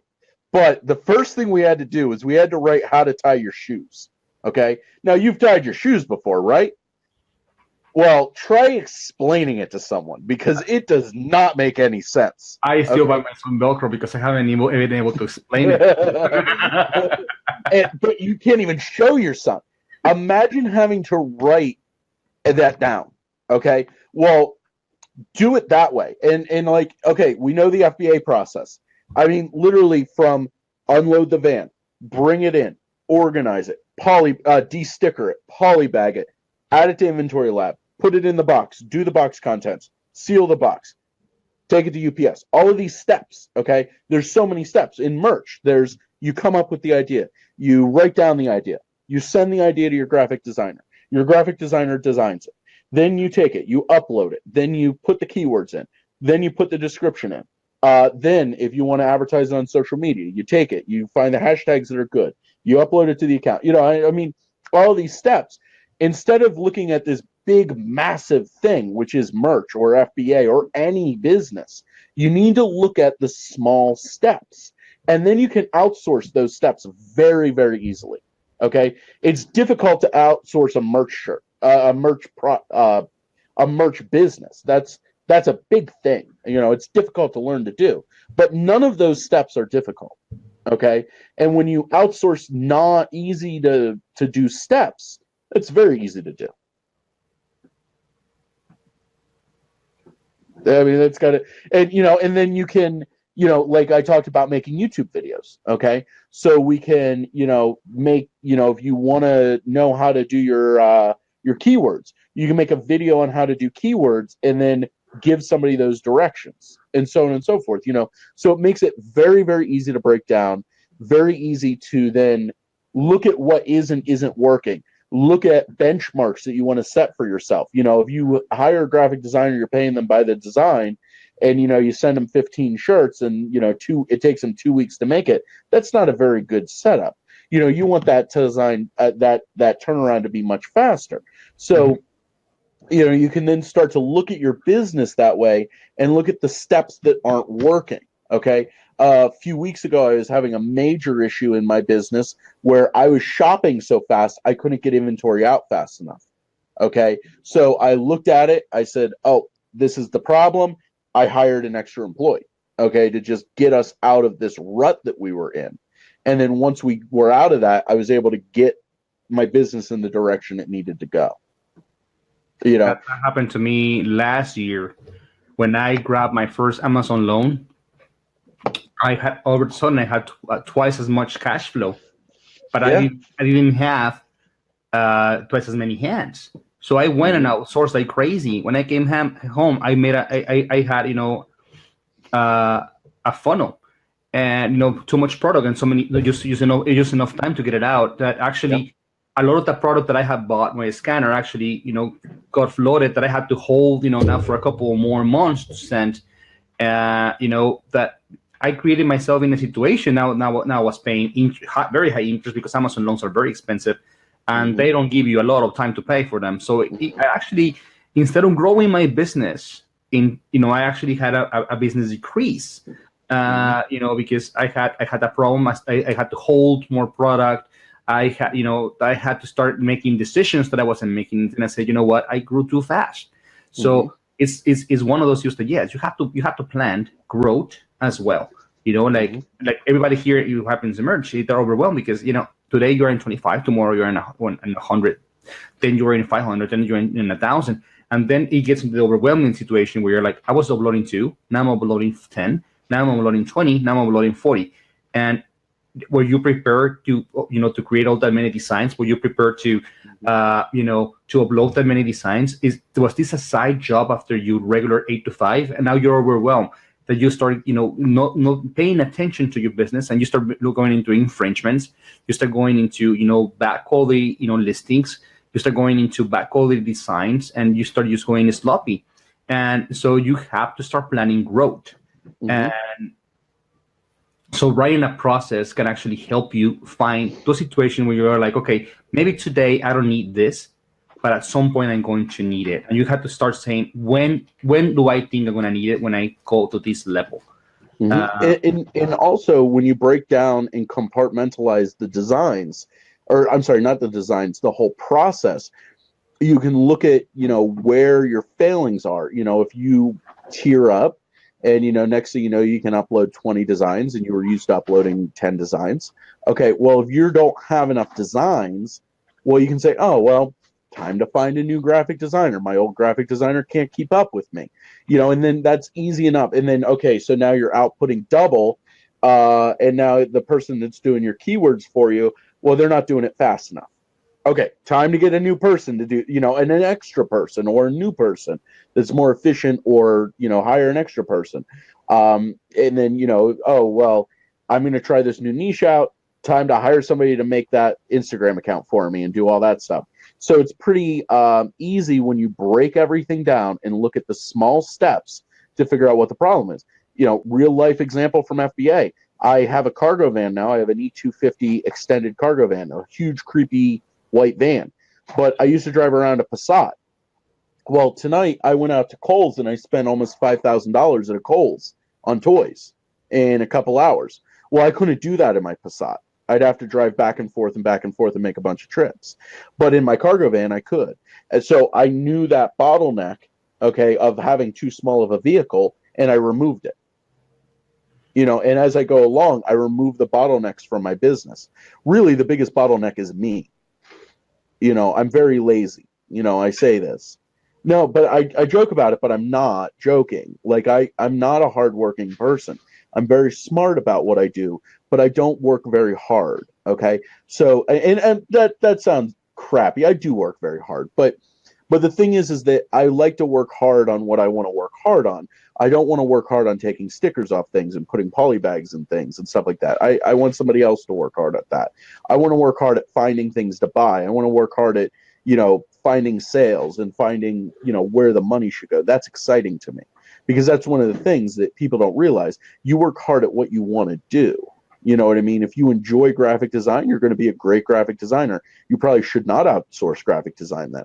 But the thing is that if you're a bad graphic designer, you're going to put it off and you're not going to do a good job with it. You're not going to have it as a priority in your business.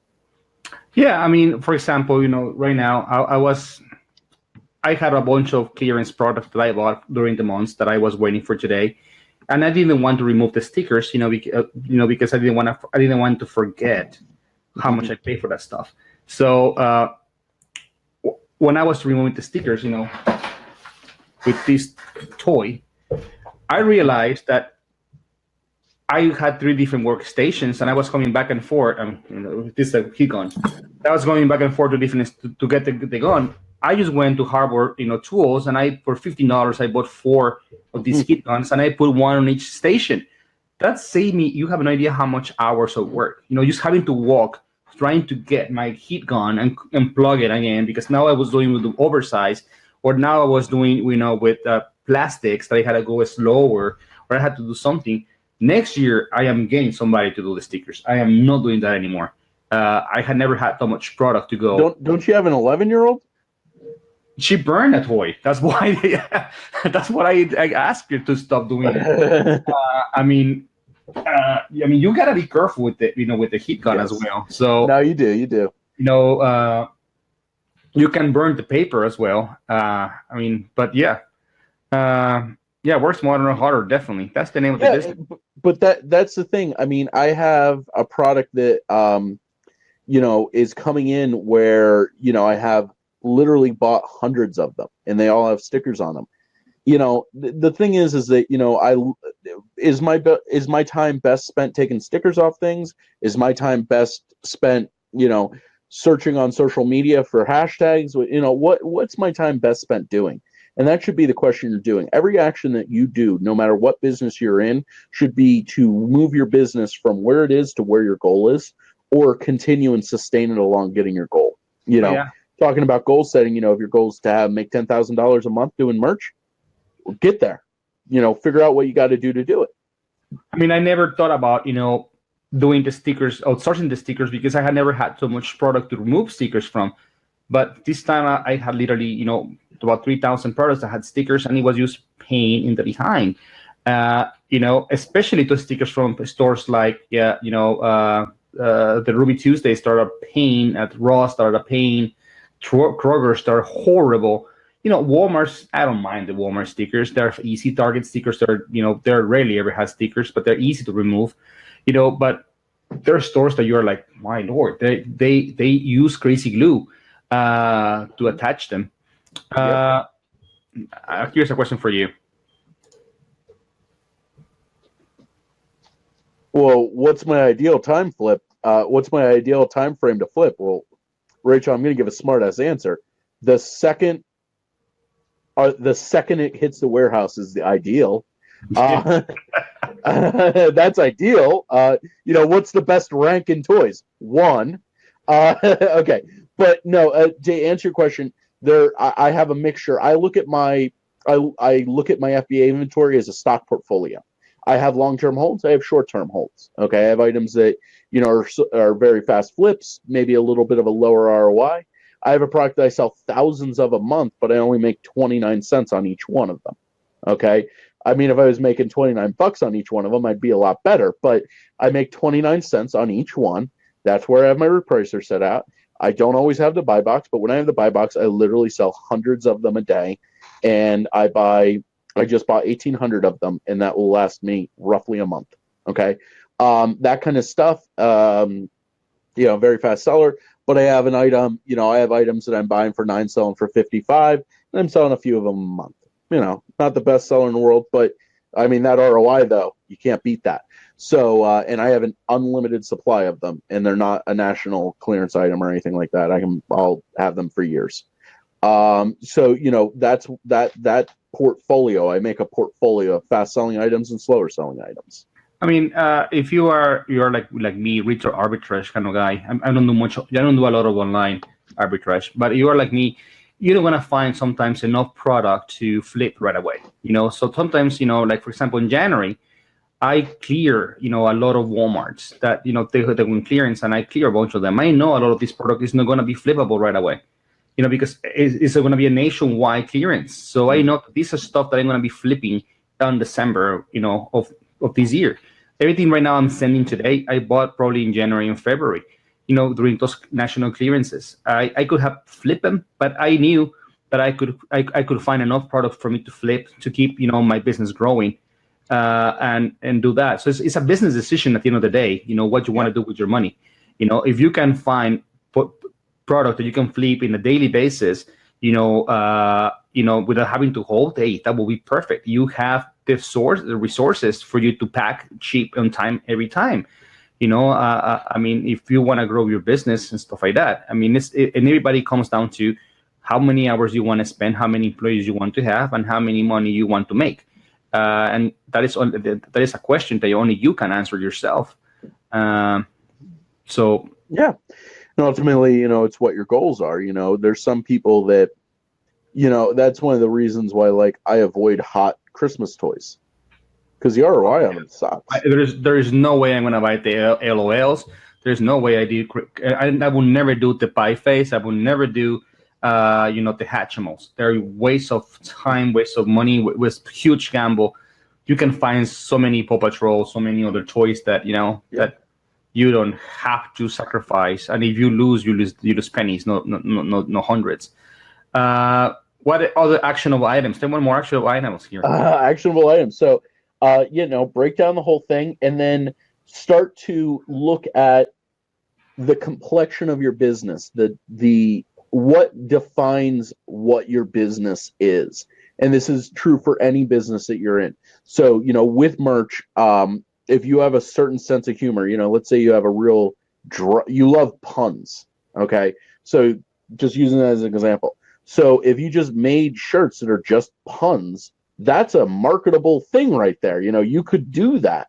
Um, and ultimately, that defines your business. And then what you can do is step back and say, okay, well, this does not define my business. And again, start to figure out the ways that you can outsource a lot of it. One of the things that I will tell you is I read the book, the 4 Hour Work Week, which is kind of BS. You're not going to have a 4 hour work week, but there was a lot of really good actionable tips in it for time management and how to be better with your time and work better with your time. But one of the things that I'll tell you is you got to treat this like a business. Okay. You got to treat this like a job to a certain extent. There are days that I don't want to get up and prep. There's days that I don't want to get up and shop. But you know what? I got to do it. Because if I don't want to do it, I got to go and get another job. And that would not be good for me. Okay, I've been too spoiled by this. So, if you don't want to do graphic design, you know what? You got to do it. Okay, at the end of the day, or outsource it or whatever. But there's things that you don't want to do. You just got to do it. There's a book called Eat This Frog that is about that. The old saying, if you have to eat a frog sandwich, how do you do it? Do you know how to eat a frog sandwich, Fernando? No. As fast as possible. Okay, hey, that could be a merch design right there. But the thing is that if you don't want to do something, just do it, and it's usually not as bad as you think. Yeah, I mean, when I started doing my ClickFunnels, when I started doing my course, I had never done one, and I just went and did it, and I was like, oh, it's not that complicated to actually do a funnel. And everything you do, it's a lot easier than you think it's going to be. And there are stuff that is going to be probably complicated. Of course, you start doing rocket science or anything else, right? But when it comes to business, business is not a difficult thing. It's just a mindset, and you got to put yourself in the mindset that you want to succeed and that you want to try and you're going to do it. And when you start executing, you're going to make mistakes, but you got to fix them. And the only way to fix something is by making the mistake. Well, let me tell you something. So when I was in college, I was in the rocketry team of my college. So we were designing rockets. So we were technically doing rocket science. And one of the things that you will learn if you ever do higher level mathematics, physics 3, physics 4, and when you're at physics 4, you're talking nuclear engineering, you're talking the rotation of planets and crap like that. Well, you know what? It all goes back to basic algebra, PEMDAS, order of operations, 1 + 1, all that. It all goes back to that. Okay. Now it's much, much more complicated than that. You've built upon it, but it's actually really not that much more complicated than it, So if you can do that, you're golden. I don't know if people had missed this earlier, so I'm going to repeat an actionable step. If you're going to outsource things to people, make YouTube videos of you doing it. Okay. Very easy thing to do. You can use Zoom to do it. I believe that you can do that for free. You record it. That way people don't need to ask you again how to do it. To organize your team for almost anything, you can use Slack, which is a free component to it. And that'll allow you to organize everybody together and keep things very organized for yourself. I believe that those were the major tips I had given earlier. And then just break down everything onto spreadsheets. Airtable is really good for visualizing data if you're a visual person such as myself. Fernando, did you have any tips on time management? I was just checking to see if you could actually have screen sharing from the free version. Yes, in the free Zoom.us, you can actually have free screen sharing. So yeah, you can record yourself screening. There you go. So yeah, I'm sorry. What was the question? Just if there was any more actionable tips that we had gone over. Well, I completely went blank right now that I was checking for the pricing because I wanted to give that answer. Let's think about one. Man, I went. Okay, I'll give you one. I'll give you one more. Okay. Okay, we'll go ahead. Okay, Pareto principle. Learn it, understand it. It's also called the 80-20 rule. Okay. So when we're talking about alternate income streams, okay, so we're talking about, merch, we're talking about Redbubble, Zazzle, all those. Look at them and look at how much time you spend on them. Okay. If you spend 10 hours a week on merch and you make $1,000, and you spend 15 minutes on Redbubble and you make $50, well, which one's better? You know what I'm saying? Because if you look at the time, the hourly rate, you're actually making $200 an hour on Redbubble than you are versus $100 on merch. Okay, so then you should look at, oh, well, on Redbubble, I should spend a little bit more time because I, in theory, make more money. And you can reevaluate that constantly. Okay, if you try Facebook marketing and it doesn't really work for you, but you do Instagram marketing and it, you hit it out of the park. Well, you should revisit Facebook marketing every now and then because you might have not been doing it right or things might change. But for the most part, you should focus on where you're successful and where your successes are. Double down on your successes. As soon as you know that something's working for you, really flood into it. Okay, yeah, I got one right now. Okay. When I request designs from my designers, I usually like to get, in merch I have, several niches, right? But for example, today, I continue with the unicorn. I told them today, hey, I need 5 different ones in unicorn niche. And I'm going to upload those ones on regular shirt. I'm going to upload those, on the fancy one, the Bella. And then I'm going to upload some of them, in long sleeves, for example, right? So I'm going to have, I get 50 designs. I have 15 different, 5 designs, 15 different listings that I can create out of those. So what I do is actually I open 15 different tabs, okay, in my computer, with right click, open tab, open new tab, and I create 15 listings. When I do it, the first one I create my brand, and I always use the same brand because I'm creating branding, and I copy paste, and every single one of my listings I go copy paste, and I have now my brands. Then I create my first keywords. And those are the generic ones that apply to every single one of my unicorn shirts. And then I copy paste them on every single one of the 15. And then on my second line, I only do the keywords that are very specific to that design. And usually those are going to be good for 2 or 3 of my designs. So I use copy paste, on them if they're necessary. And then the title is the one that I actually do manually because I got to do, premium. I want to do long sleeve shirt. I'm going to do something else.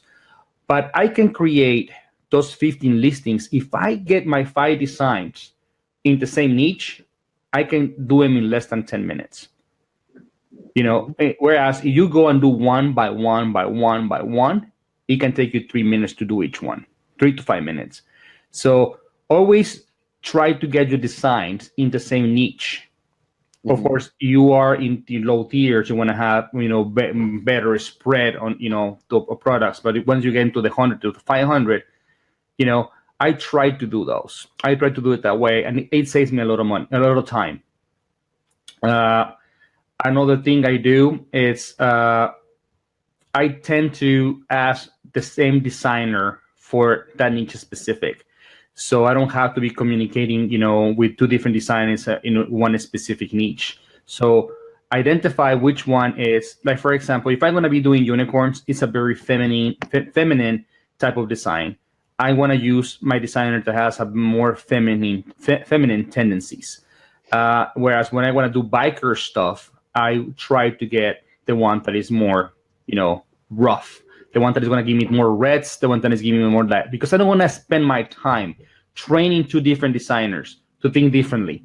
If I have, one designer that has a lot of, expertise in doing black colors, reds, dark blues, and all this stuff, I don't want to tell them, hey man, can you be a little bit more feminine and do me some roses in there and just put, a nice cat in the middle. This guy, I'm gonna drive him crazy. I use his strength. His strength is darkness. His strength is, that personality. I want to use them for that. The one that is, that is very feminine in the way to do it is the one I ask him to do specific designs.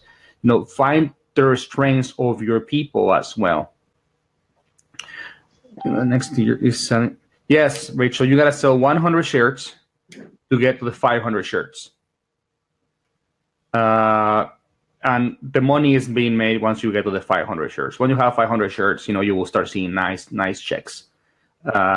Especially when you go to 1,000, then when you go to 2,000, you start seeing beautiful checks. Mm-hmm. And it's about the same effort. Well, what next? I don't know, man. Where do you want to talk about? I guess we are going now in 2 hours, an hour and 51 minutes. I guess we are running out of steam here. We maintain. I mean, I guess we are getting burned. You're starting to John. No, I don't know what it is because I'm always up until like 4 a.m. I mean, I slept until like 2 this afternoon. But for some reason, as soon as I start doing webinars, that's why I drank a cup of coffee before I got on. I drank a cup of coffee while I was on. I'm still yawny. And as soon as I'm done, I'm fine. Like, I'm going to start doing some prep here that's got to be done. But, I'm still low tier. I don't do a lot with merch. Yeah, he's a big, huge FBA. Yeah, see, the whole thing with merch, though, was it took so long for me to get approved that I was like, I love the concept, so I started doing it on different sites. And that's another actionable content. You are only on merch. You should at least have one more for this order for. You don't want to put money, on the line, and you don't want to do the Etsy. At least go to Redbubble, find some of your designs, and put some in there. You may not sell a bunch of stuff, but you probably will get some going.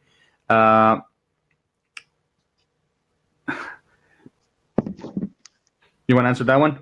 I can't see what the question was. Oh, one quick thing for a motivator. What do I like about the lifestyle? Oh, man. I mean, the freedom. The freedom. You just can't beat it. I was on a cruise 3 weeks ago with a bunch of FBA sellers. I'm going up to a Christmas party in 2 weeks in Milwaukee to hang out. I love to travel. I'm going to meet up with a bunch of friends. I have a friend flying in to drive with me. Next year, somebody's offered me to go to California to shop with them.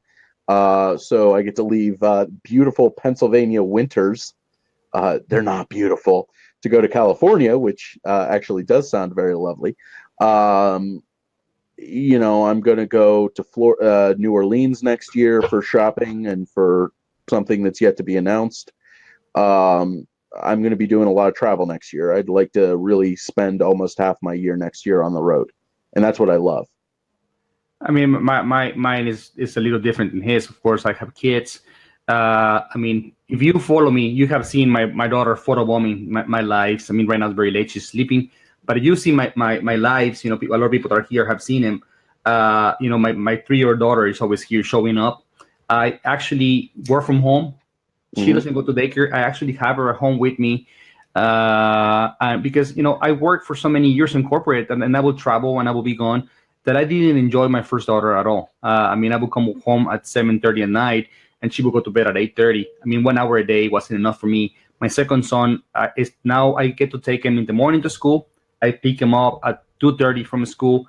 He is here with me. Mom gets from work at 5. Actually, that's our goal. That mom leaves her work, her 8 to 5 in next year, so that she can stay here with us as well. But for me, it's a blessing. Now I can see my daughter. Actually, I got to be here when she said her first words.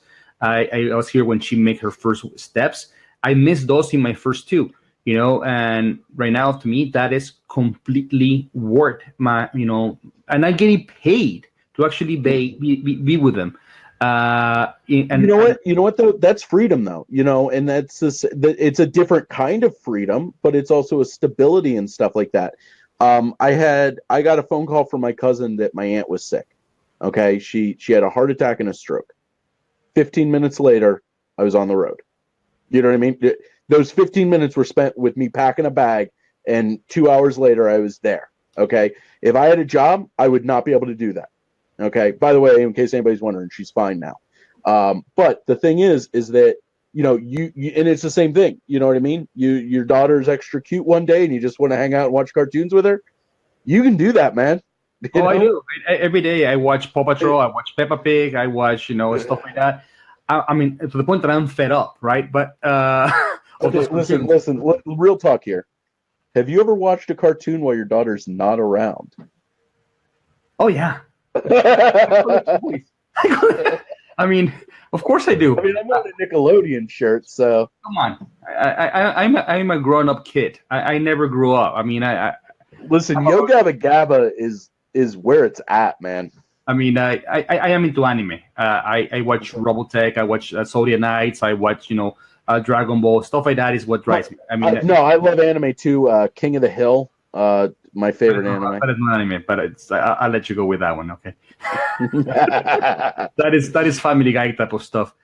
But but it's true. I mean, I get to enjoy life more, and I make a lot more than I was making as a salary. I mean, in top of that, I mean, you cannot beat that. It to sacrifices. Yes, when I started doing this, I was making up from making six figures a year. I was only making $35,000 a year. The first year that I actually started doing this, my wife was like, "You need to go back." Next year I had the breakthrough, and now we're making a lot more than I was making. But you have to take the dive. Sometimes, of course, me, it wasn't planned. I got laid off. The oil and gas, the bubble that happened in 2015. We got hit very bad. I still have friends till today that haven't found a job that when we got laid off, and I tell them I can teach you, Amazon, and they're like, "That's not a job." I'm like, I know it's not a job, but it is So much better. Yeah. I don't know if you guys mentioned this already for the folks that you started in 10th year and having a hard time selling them by them yourselves. Gus, right now, because it's quarter 4, you're not gonna be geared off probably until February. Or last year's when they happens again in February, probably in January. So right now I wouldn't buy my way out. Actually, right now I would use it as a great way to learn the business. Actually start going into other pods and start uploading.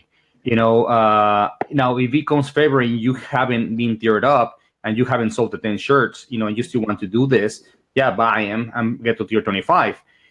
But right now I wouldn't do it. It will be useless. You can probably sell those 10 shirts, in Black Friday, and and maybe we get lucky and we get a tear it up, but we don't expect that because they even cut right now the uploading. So why would they tear up people right now if they're not even allowing us to upload?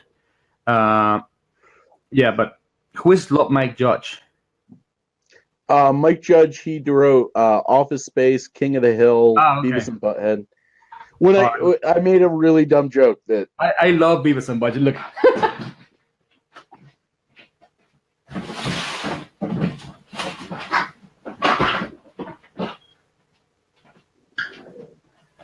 I just bought me this at Walmart today.